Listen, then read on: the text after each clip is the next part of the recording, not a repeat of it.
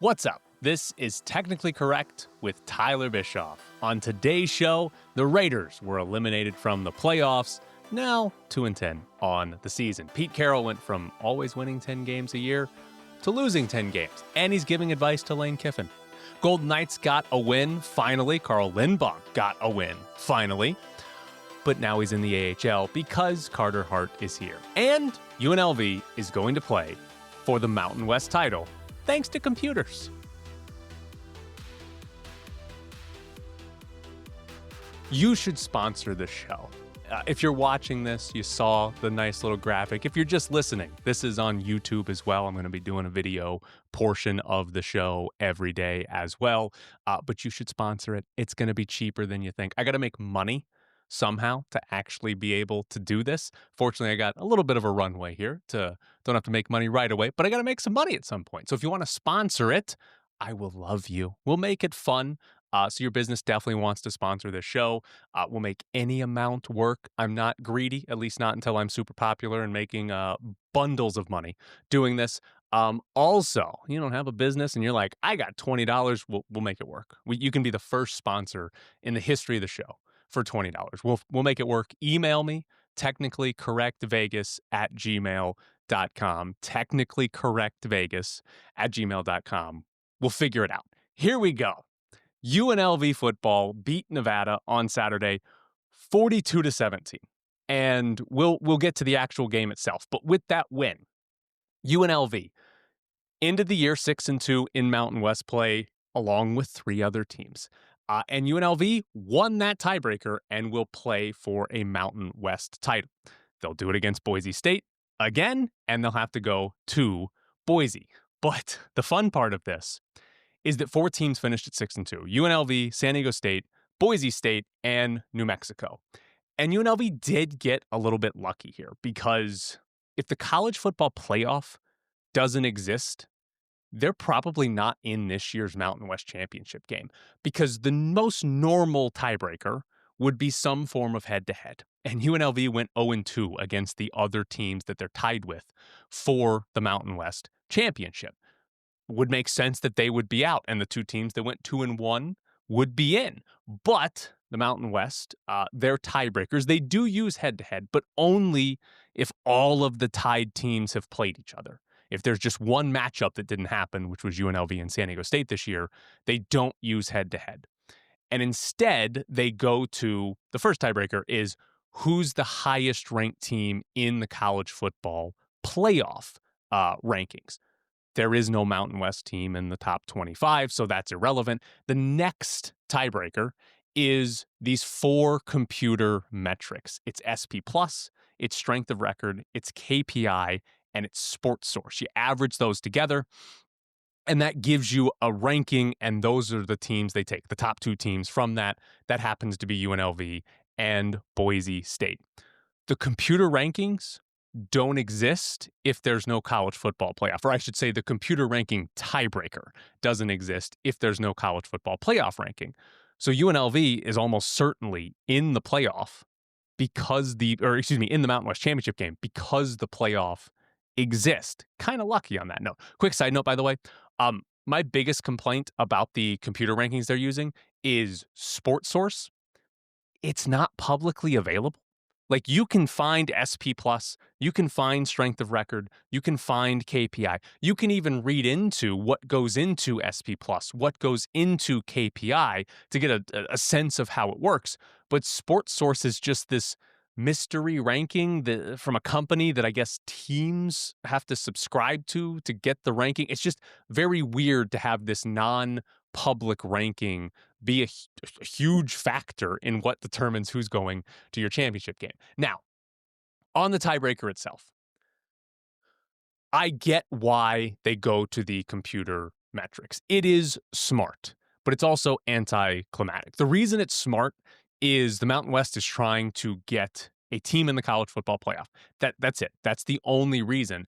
And so you go to these rankings, a couple of them that the committee is supposedly using to rank teams to try to figure out, all right, this is who's going to be our best team, who the committee would consider most likely to put in the playoff, right? That's why they use the computer metrics. It's to try to maximize any chance to get a Mountain West team into the college football playoff. I get it. That part of it makes sense. But here's what sucks. The final weekend of the season, we have teams playing in games, and they don't know if they're going to the title game after their game ends or even after all of the Mountain West games end. UNLV finished their game on Saturday night. That was it. They were the last of these 4 teams to play. And we didn't know who was going to the Mountain West Championship game. We didn't know until Sunday at 7:30 a.m. because the Mountain West waited overnight, I guess, to make sure these computer rankings would finalize. You do have to wait for all of the games to end for SP Plus and KPI and Strength of Record for all of those to be done. But they waited, and then at 7:30 a.m. Pacific on Sunday morning, we find out. That's not fun. Like, you play these games, and then you just have to wait around for KPI to be updated. Like, that's not fun. And so a better tiebreaker that would be way more fun, and granted, not as great if we're trying to put a team in the playoff, but would be way more fun, would be to use Mountain West point differential. I'm fine if if there's a ranked team, send them. That's fine. But when there's no ranked team, we don't need to be looking up KPI. We don't need to be finding out that Sports Source is not public. Give me Mountain West point differential, because here's exactly what would have happened on Saturday. The other teams would have been done. UNLV is the only team left playing. San Diego State would have known they were in the Mountain West Championship game because their Mountain West point differential was plus 89. New Mexico would have known they were out because their point differential was only plus 29. And then you'd have Boise State sitting there at plus 70, waiting for UNLV's game, because UNLV going into the game against Nevada was plus 50 in point differential. So if you're following along, if we did point differential in conference games as the tiebreaker, that means UNLV would have had to have beaten Nevada by 21 points on Saturday to make it to the Mountain West Championship game. That's what they would have. Win by 21, you go. Win by less than 21, Boise State goes. And so what we got in that game, Nevada got the ball back with about 2.5 minutes to go, down 25, meaning they would have been driving to score a touchdown and knock UNLV out of the Mountain West Championship and put Boise State in. That's what that drive would have meant. Instead, we didn't really know what that drive meant. It didn't really mean anything, but it could have been the drive to put Boise State into a conference championship game and, more importantly for Nevada, knock UNLV out. We could have had the amazing scenario, which I think would be the most fun, where UNLV's got to win by 21, they're up by 14 with a minute to go, and they're racing to score a touchdown to win the game by 21. Imagine if they're up 13 and they go score a touchdown, and then they've got to go for 2 in the final seconds because they have to win by 21. It would have created incredible drama, and it would have made the UNLV game against Nevada more fun to watch with the backdrop of point differential, which can be calculated in real time. So that's my plea for what the Mountain West should have instead of the computer rankings, because the computer rankings are not fun. It takes away from the fun of the actual games. So that's what I would have loved to have seen. Would have been a lot better watching that game, more fun watching that game. And then we would have known, UNLV would have been able to celebrate at the end of the game, not just for beating Nevada, not just for getting the cannon, but for going to the Mountain West Championship game. Instead, I mean, how many players were awake at 7:30 a.m. on Sunday? Did they even know it was coming out at 7:30 a.m.? I don't know. Instead, they wake up and they find out, oh, cool, we're going to the Mountain West Championship game. So UNLV did end up making it. Good for them. They are the computer's favorites, so that works out for them. But I do think Dan Mullen messed up, because end of both halves of the game against Nevada, he didn't try to run the score up. We had end of the first half, 52 seconds left. They've got 3 timeouts. They get the ball at the 31-yard line. And UNLV hands the ball off and then lets the clock run. They then get a false start, call a timeout to avoid the 10-second runoff, and then Calandria throws an interception deep down the field. Very confusing, whatever they did there, but they were not committed to trying to score on that drive. And in a game where you need to win, but also need to improve your metrics to make sure you're the highest in the tiebreaker, missed opportunity. And then it got even worse. Fourth quarter, They get the ball with 4.5 minutes to go. They did throw it on first down, but then they ran it 4 straight times, and it set up a 4th and 3 at the 46-yard line, right at midfield. They ran the clock down to the 2-minute warning and punted. Then they got the ball again, 47 seconds left at Nevada's 48. You're right at midfield, and they knelt the clock out. That's 3 different times they could have gone for more points, and Dan Mullen turned it down. It's genuinely bad coaching. They ended up winning the tiebreaker. They ended up ahead of San Diego State and New Mexico, and actually Boise State.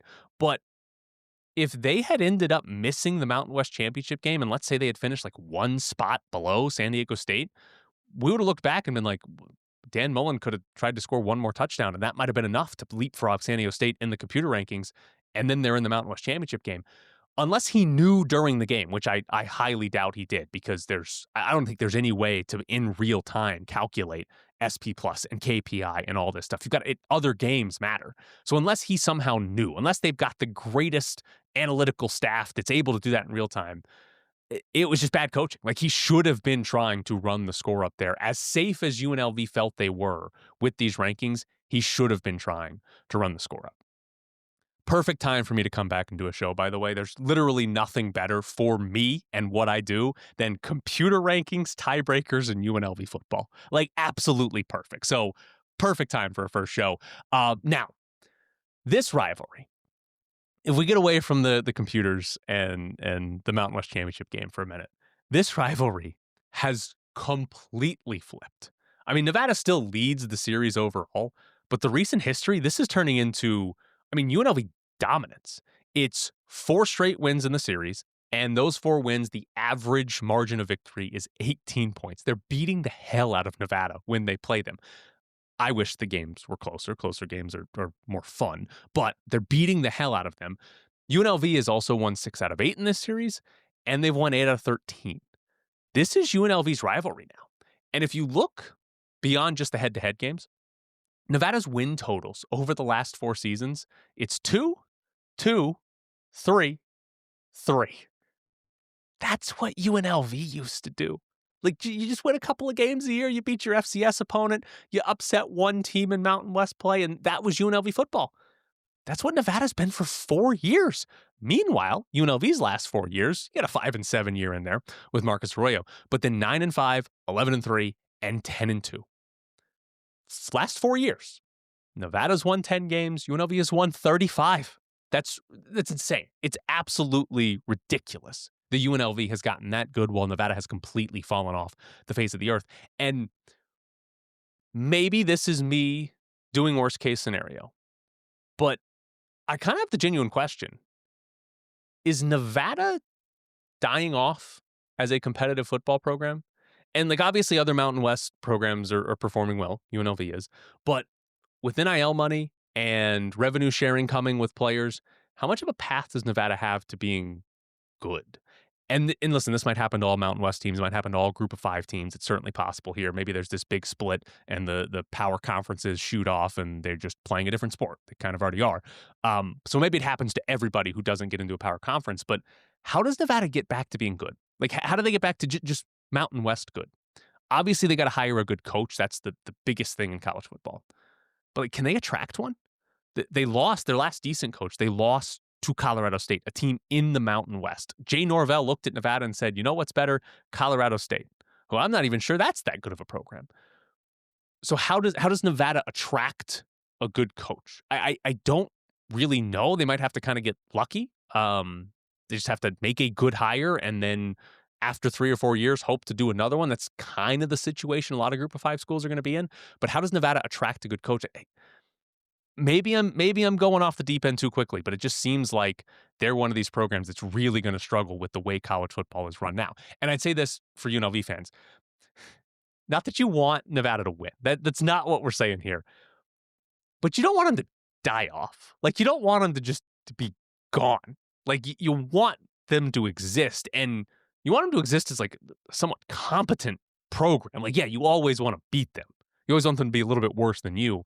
But like, you don't want them to be gone as a program, and you don't want it to be where they just have no chance at winning more than 2 or 3 games. It's not as much fun. Like, you want your rival to be something, to have the games matter for more than just, oh, they could spoil your season. You'd like to ruin something for them as well. So again, I'm not telling you to cheer for them, but it does kind of suck if somebody like Nevada falls apart and then, okay, you're playing for a cannon, but they're not even a program anymore. Now, the game itself, obviously, UNLV's offense was good. It's basically good in every game. But specifically in this one, their yards per play was 9.0.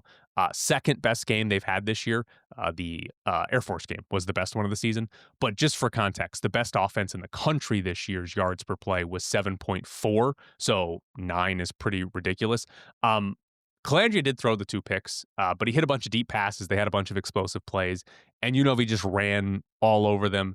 I thought it was most interesting they ran all over them just out of Wildcat in this game because the funniest play of the game, UNLV motions Calandria out. So they're in the Wildcat with Jaden Thomas.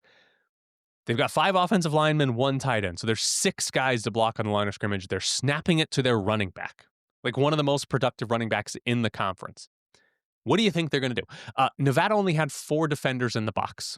They had 3 down linemen and 1 linebacker in the blocks. Again, 6 guys to block for the running back taking the snap. There's 4 defenders there. Genuinely one of the worst defensive alignments you will ever see in football. And Nevada thought it would work there against Jaden Thomas taking a snap directly from the center. So good coaching there by Nevada. Couple other things from this game. First off, it didn't matter because they blew them out and they won the tiebreaker.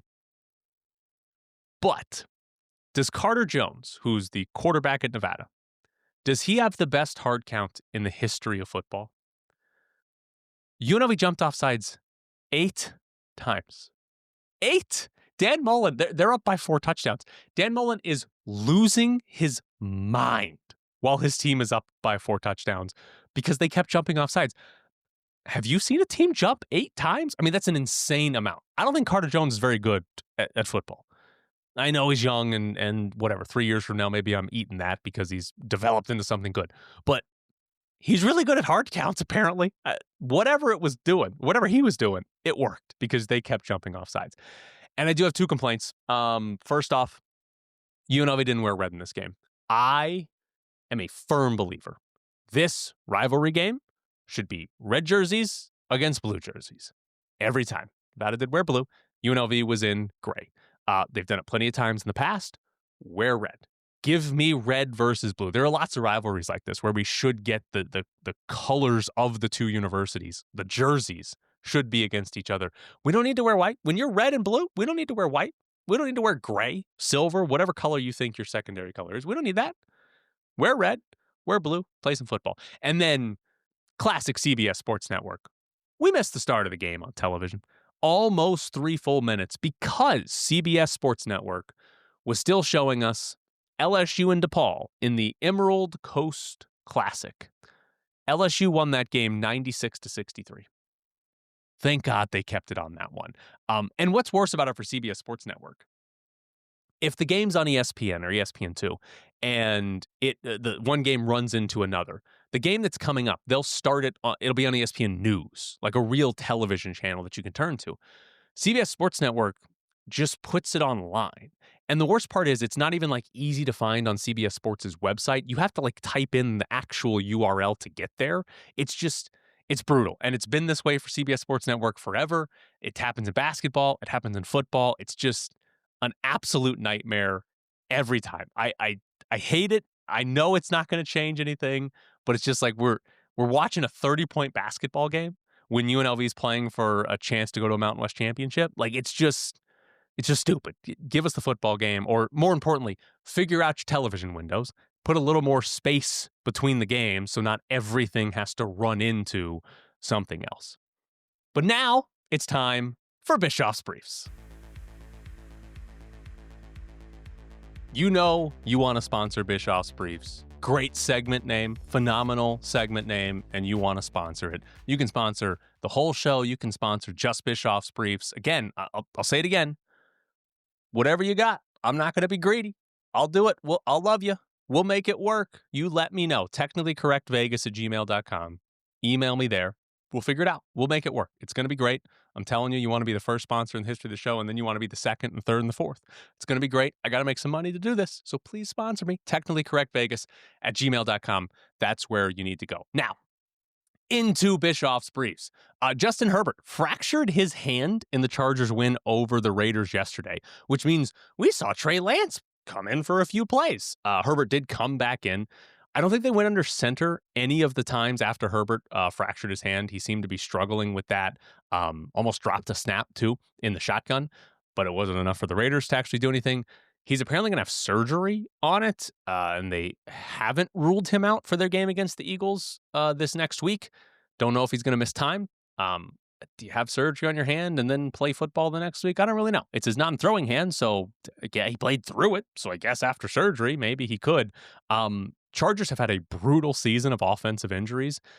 They're 8-4, so they're probably in the playoffs, especially if Herbert actually doesn't miss time. But that just seems like a team that's barely holding on, literally health-wise, and yet could actually be in the playoffs. Carl Lindbaum won his first game as a Golden Knight on Saturday. The injury to Aiden Hill meant we have gotten much more Carl Lindbaum than anyone expected. And I guess maybe we should have expected it. Hill's always been injured in his career. Last year's like the first time he wasn't hurt. So maybe we should have expected. Not all that shocking. But Lindbaum made 7 starts. His save percentage was .870. Not good. His goal saved above average in those 7 starts was negative 4.6. That's more than half a goal a game he's giving up in an average goalie. Not good. But he got his first win. And one thing that I enjoyed seeing, even though I'm a hater, I do genuinely like to see when the stars of a team or the veterans of a team are like genuinely happy and celebrating the accomplishments of rookies or guys sort of at the back of the roster. And Carl Lindbaum gets his first win. And the end of that game, Sharks have him under siege. Like he's got to make saves there in the final seconds to actually seal up this one goal win for Vegas. And game ends, Mark Stone and Zach Whitecloud immediately are in the crease celebrating with Lindbaum. And Mark Stone celebrates everything. He's great about that. But it's just, I like seeing that. It's fun to see guys that have won Stanley Cups, that have a ton of accomplishments, that are excited about something kind of small, like a random win in November. But hey, it was Carl Lindbaum's first career win. It's fun to see that. I do like to see that. Now, it might be Carl Lindbaum's only win in the NHL because he got sent back to the AHL. And Carter Hart is now going to be up with the team. Today, December 1st, is the first day that Carter Hart is eligible to play for the Golden Knights. They don't have a game. They play on December 2nd, so he can't play, but he is with the team. Kevin Weeks reported that Carter Hart is going to start Tuesday's game against Chicago. The goaltending has been bad enough to justify Carter Hart from a hockey standpoint to play immediately and probably play a lot until Aiden Hill is back, and maybe even beyond that. We'll see when Aiden Hill comes back, and obviously we'll see how good Carter Hart actually is. But I am fascinated by Bruce Cassidy's goalie decisions that he's going to make here, and what does Carter Hart look like? We're going to talk more about the Golden Knights later in the week.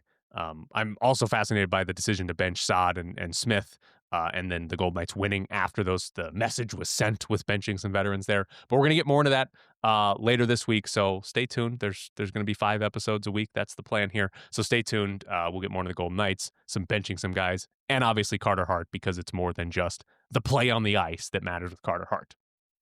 In the NFL, the Chicago Bears are 9-3 and in first place not only in the NFC North, but in the NFC. Their coach is Ben Johnson.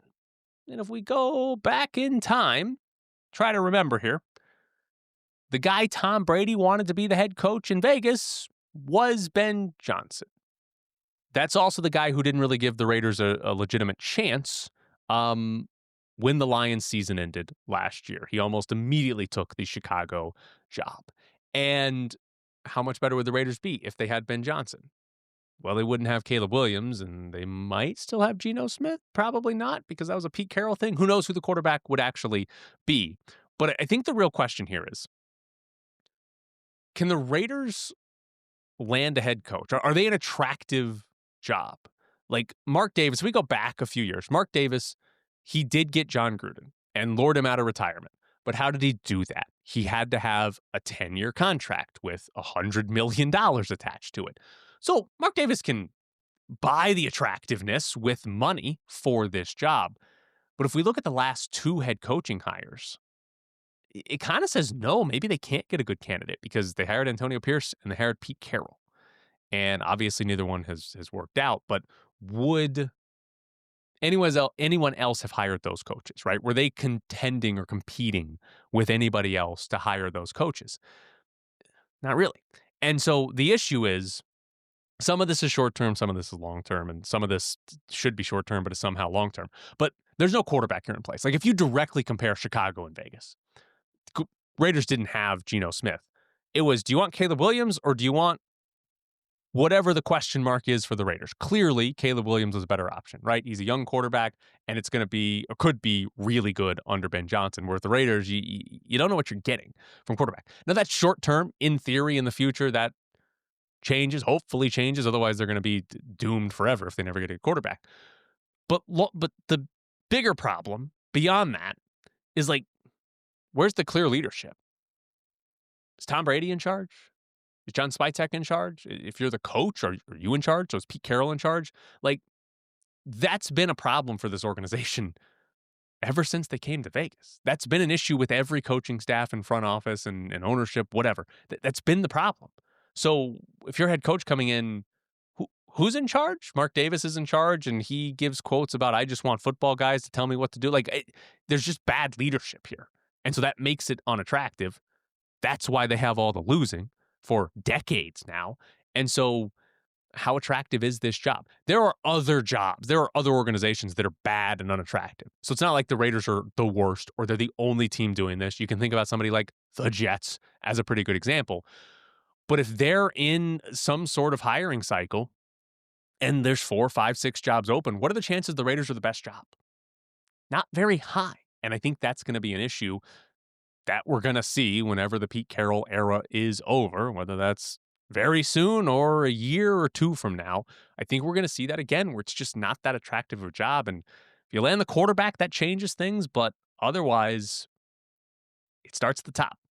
Also in the NFL, good news for the Raiders. The Jets beat the Falcons. They got a last-second 56-yard field goal from Nick Folk, which means the Jets now have 3 wins this year, which is a huge win for the Raiders draft pick. And I will be honest here. I love tanking. Tanking brings usefulness. Tanking brings something to care about for bad teams. It's not what you want to be caring about, but it does bring you something to care about. And part of tanking is cheering for other bad teams to win. And that's the fun here. The Raiders get to cheer for the Jets to win. They did win. They have 2 more winnable games. They play Miami and they play New Orleans. Granted, you're probably going to want New Orleans to win that game, not New York. But that's part of the fun of tanking, is you get to cheer when other teams start to ruin their draft picks by winning games. Also for the Raiders, Brock Bowers had one of the best catches of the season on Sunday. Geno Smith was under pressure and just kind of threw it at Bowers. Just get it over there. It was way too low. And Bowers managed to reach back with one arm and basically scrape the ball off the field to make this catch. Incredible snack for a touchdown. One of the better catches of the entire year. There were actually 3 incredible catches on Sunday. Treylon Burks had one, Puka Nacua had one, and Brock Bowers had one. But Bowers only had 4 targets in this game. He turned that into 63 yards and 2 touchdowns. So, maybe throw to him more. We'll get to more Raiders a little bit later in the show. Get a little bit more right here. Pete Carroll, he's in the news, not for being the coach of the Raiders. He told Lane Kiffin to take the LSU job. Lane Kiffin did an interview with Marty Smith of ESPN outside the Tupelo, Mississippi airport yesterday. And Lane Kiffin said that he talked to Pete Carroll about making this decision, and Pete Carroll told him, your dad would tell you to go, take your shot. Maybe it's why the Raiders are bad. Pete Carroll's advising Lane Kiffin during a game week instead of getting ready for the game. I would like to know, if this is the first time listening to me, I graduated from Ole Miss a little more than a decade ago. Lane Kiffin has been my favorite coach. Now he's probably going to be my most hated, but he's been my favorite coach. The thing that's annoying here is the desire of Lane Kiffin to take the LSU job, but stick around and coach Ole Miss throughout the playoffs.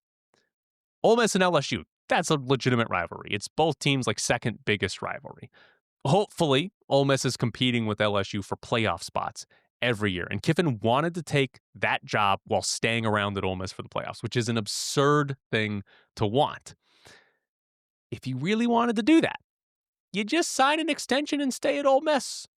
If you want to coach Ole Miss in the playoffs, be Ole Miss's head coach, not LSU's. And then he tries to sabotage Ole Miss's playoff season by taking assistant coaches and trying to take players now. It's just shut up and go. Also, if you didn't see this, this is part of what makes college football great. And unlike anything else in the country, Ole Miss fans, and I believe students, drove to the Tupelo, Mississippi airport to stand outside of the fence where they could see the private jets that LSU had sent to pick up Lane Kiffin and flip off everybody that was getting onto those planes. Because there were a couple assistant coaches that went with Lane Kiffin on that plane. Tupelo is about an hour away from Ole Miss. So, and there are people in Tupelo that are fans of Ole Miss, but I like to imagine that people drove an hour to go stand outside a fence and flip off Lane Kiffin. That's what makes college football great. You're not getting that in other places. That's not happening in other places. Like soccer in Europe, yeah, South American soccer, yes, very similar. But our other sports here, not as good. So that's why it's great. Now, one of the things that sucks about it, because it happened to Ole Miss, but we saw the group of five get pillaged over the weekend. Tulane, South Florida, and Memphis all lost their head coaches. Tulane's John Summerall is going to Florida. He's getting a 6-year deal worth $7.5 million per season. Tulane's got a legitimate, probably the best shot at going to the college football playoff among group of five teams. So he's taking the Florida job, but he's going to stay at Tulane. He's going to coach in the American title game, and then he's going to coach them in the playoff if they do make it. The interesting part is, I'm assuming, he's going to be recruiting for Florida as well, both high school and transfer portal. Now, the portal doesn't officially open until January 2nd. But coaches are already recruiting players. There's a story ESPN had, and they had this quote from somebody in the Big 12 who said, it's going to be like a legal tampering period in the NFL on steroids. It's going to be a full recruiting period. There are going to be kids who are damn near committed. Talking about before January 2nd. So that means the month of December is tampering with the transfer portal. How well can John Summerall do both if he's coaching into the playoffs where Tulane's going to be playing a game in mid-December? And if they actually upset somebody, they're going to be playing again. They're going to be playing right up until that transfer portal date if they were to upset somebody. How well can he do that? USF's coach Alex Golish is going to Auburn. He got a very similar deal, 6 years, $7.4 million. USF not in a playoff race at all, so just skip a bowl game and you're fine. Same for Memphis, who lost their head coach, Ryan Silverfield. They're not in a playoff race at all, so not an issue. He's going to Arkansas. Probably the worst hire of these three. He spent 6 full years at Memphis, never won the conference.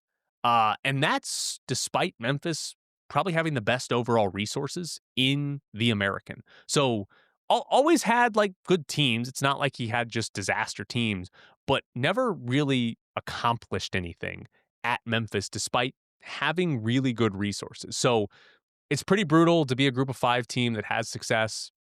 You know, UNLV lost Barry Odom after 2 years to Purdue.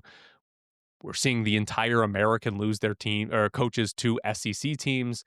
You got to question Dan Mullen, right? You win 10 games at a G5, be ready to lose your coach. Kentucky just fired their coach, Dan Mullen to Kentucky. Like, it's going to happen, and it sucks quite a bit because any amount of success you have at the group of five, if there's an open power conference job, they're coming for it. And there's no real reason to turn it down. If you're in a group of five and a power conference team offers you a job, they're probably doubling your pay, and you're in real college football. You're in a conference that can actually play for more than just, hey, we need to win our conference on a computer tiebreaker and then beat Boise State and then hope that the committee puts us in over Duke to get into the college football playoff. By the way, Purdue lost to Indiana 56-3 in their final game of the regular season, which means Barry Odom's first year at Purdue finished at 10-2.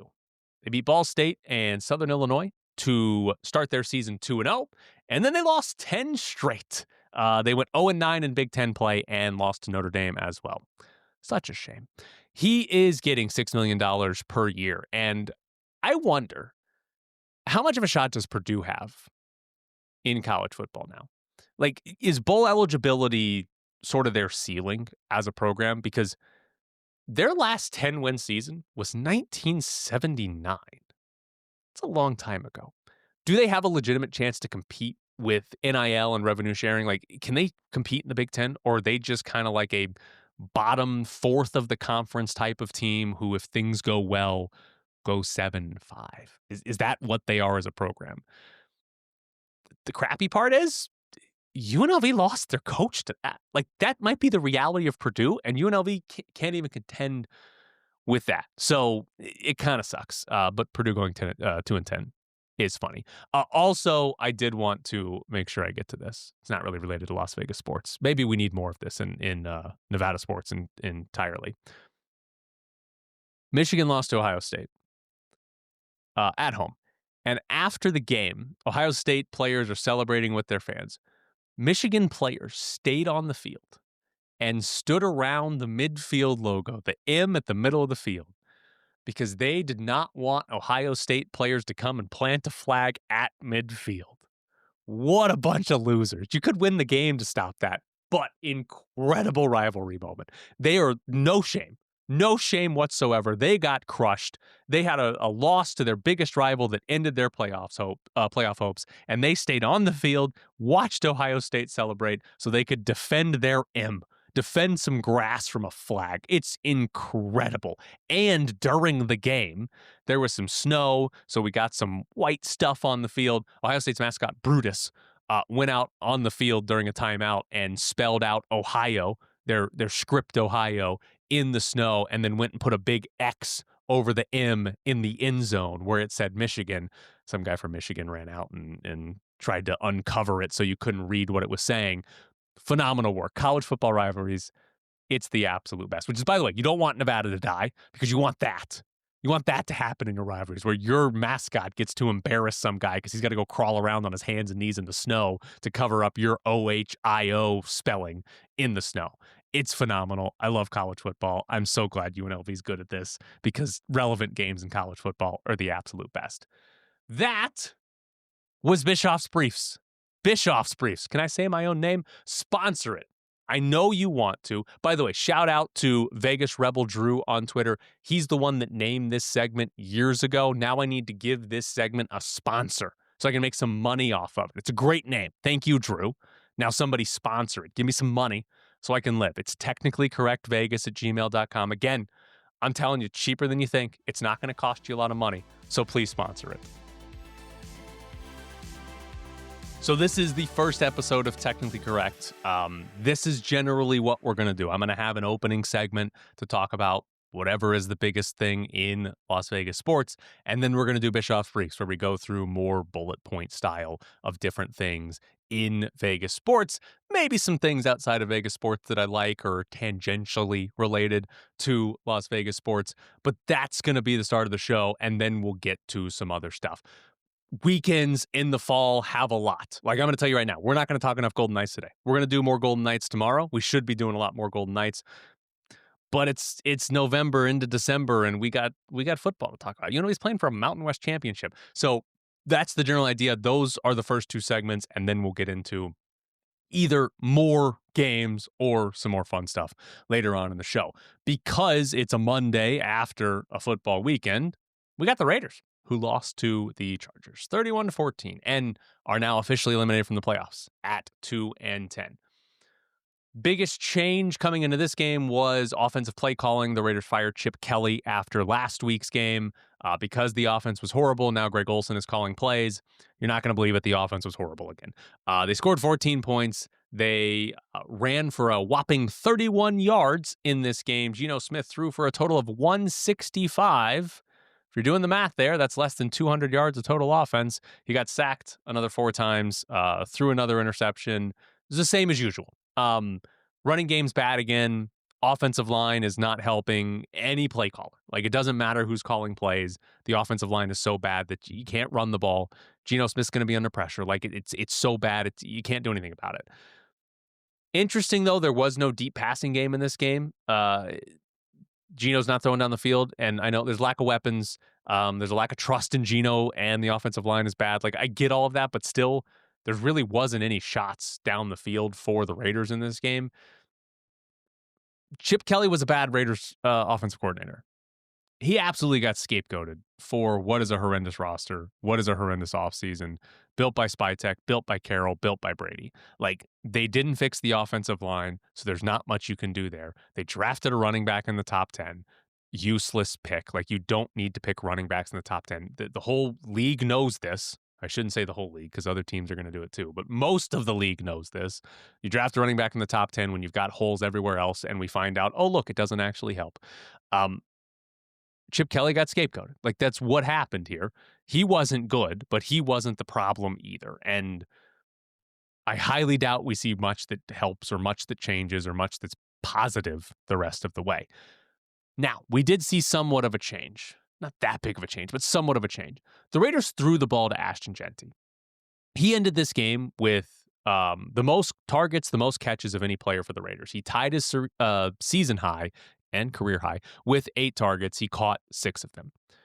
Raiders drafted him in the first round. Offensive line really prevents them from having any sort of run game. So how do you make use of Jeanty? Well, let's throw him the ball.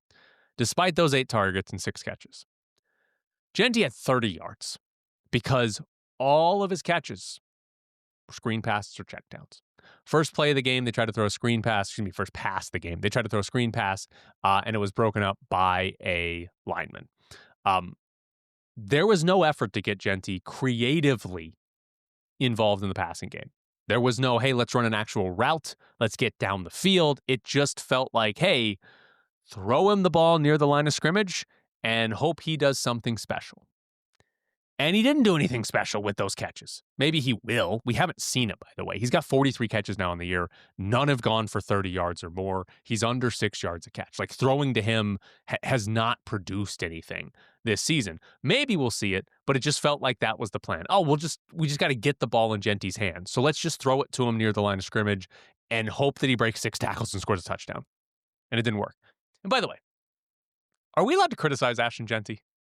Like, the offensive line is bad. And I want to make sure it's very clear here. The offensive line is the biggest problem. There's no doubt about it. It's the biggest problem. Jeanty, if we listed all the Raiders' problems, Jeanty's so far down the list, maybe I shouldn't criticize him. But I do feel like he's gone through this entire rookie year. And there's not been much talk about Ashton Jeanty not performing. Like, PFF grade before the game against the Chargers, he was the 32nd best running back in the NFL. PFF grades are there to filter out sort of your teammates' play. They watch every snap for every player and give that player a grade for what they do. So if Jeanty gets eaten up by the bad offensive line, allowing the defensive line to come through, he's not getting hurt by that by PFF grades. But he's still only the 32nd best running back in the NFL. His pass blocking has been bad all season, and the receiving work, again, I think some of it is play calling wise, but it's all for small yardage. There's nothing really happening there to help out the receiving game. And then yesterday, I mean, the worst play we saw for Jeanty, Raiders go for it on 4th and 1 at the end of the third quarter near midfield. And he got stopped, unsurprisingly. But the surprising part was he got stopped by an arm tackle. This wasn't a play where the offensive line gets blown up and Jeanty's hit by 2 guys 3 yards in the backfield. A guy just stuck an arm out around Ashton Jeanty's thigh and Jeanty went down. That's supposed to be the tackle he runs through. That's supposed to be what he does. But he got taken down by an arm tackle. A guy in the process of getting blocked reaches out an arm, and Jeanty goes down. That's not good enough from Ashton. That's got to be a first down from Jeanty. I know he's got a bunch of forced missed tackles. The offensive line is bad. That's a legitimate excuse. But Jeanty hasn't done much this year. Like, there have been some runs where he runs guys over, but again, he's not the biggest problem, but he hasn't been that good. And what we've seen from him this year is not enough to justify the 6th overall pick in the draft. It's not enough to justify the 60th overall pick in the draft because he hasn't really done much. How many Ashton Jeanty moments have there been this year? You can probably count them on one hand because it just hasn't been that notable. Again, not the biggest problem, but we should be able to criticize Ashton Jeanty despite the rest of the team being worse than him. Also interesting from this game, Pete Carroll finally giving in to developing players. He's been defiant all year about I don't develop players, I win games. I guess 2-9 is the breaking point. But the Raiders actually had both of their third round picks that were offensive linemen active in this game. Caleb Rogers started at right guard. They made James Meredith inactive. They actually made a veteran inactive on the offensive line. But Rogers started the game at right guard. There was at least one drive where they took him out and Antonio Mafia was in at right guard instead. But we saw Caleb Rogers play quite a bit. Wasn't any good, but at least we're seeing the Raiders play some of their rookies. This one's stretching, but Jack Besh had 3 targets. It's the second time this season he's had at least 3 targets in a game, so that's better. But they took a wide receiver in the second round, and they don't ever play him or throw to him. And it's a team without good wide receivers, so that's not great. But Jack Besh got the ball thrown to him 3 times. 2-9 appears to have been the breaking point, and has sort of forced Carroll to think about developing. It's what they need to do as an organization. Like, looking at the future is what they need to do. Being eliminated from the playoffs, maybe that's the actual breaking point where it's like, oh, wow, if we went out, it doesn't matter anymore. But like, they need to be thinking about the future, which is playing young guys, especially rookies, see if they're any good, or at the very least get them experience if you're going to need them to play next year. But they need to be thinking about the future. And by the way, future, I mean like 2027 and beyond, like not 2026, because this is almost certainly more than one off season away from getting fixed, which, by the way, they lose this game to the Chargers. And I had this thought watching it. How far away are the Raiders from the Chargers? The Chargers have a better head coach. The Chargers have a better quarterback. Those two are sort of the big marquee spots that you need to be good at, and they're better. They also have a better defense. They're better at running the ball, even though their top 2 running backs got hurt this season. They're better at running the ball and protecting the quarterback, even though they've lost their top 2 offensive tackles this season. Like, where are the Raiders better than the Chargers?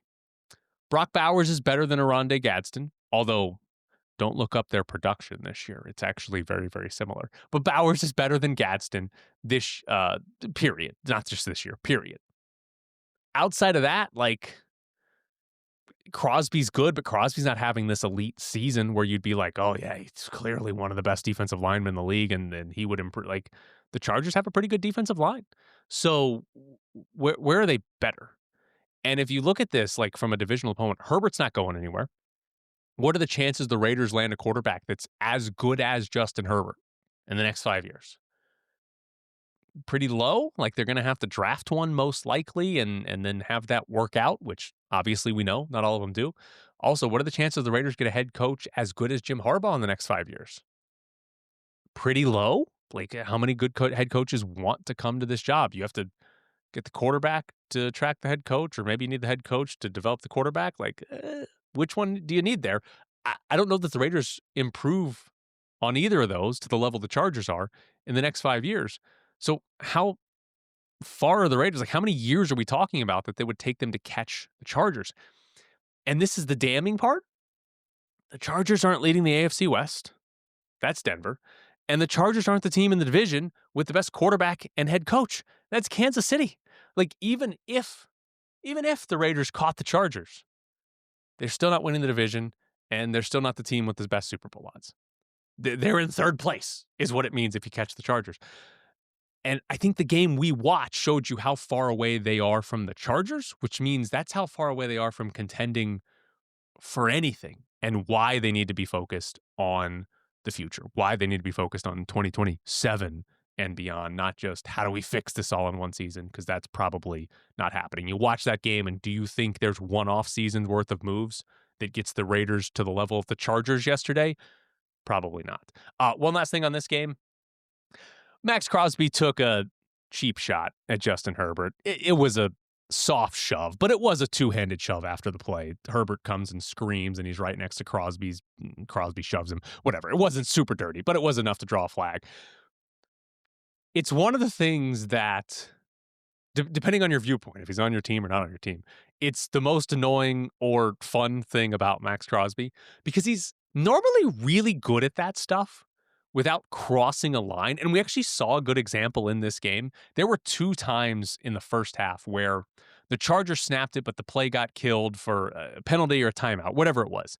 But Herbert's got the ball, but everybody stopped. And Crosby just still keeps coming and then just goes and takes the ball out of Herbert's hands. Just steals it from him.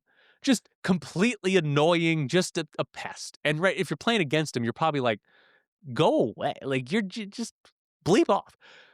And I think that's the part of Crosby that, one, probably helps make him good, but also makes it fun to watch him. But he's really good at doing that stuff without actually crossing a line and getting penalties.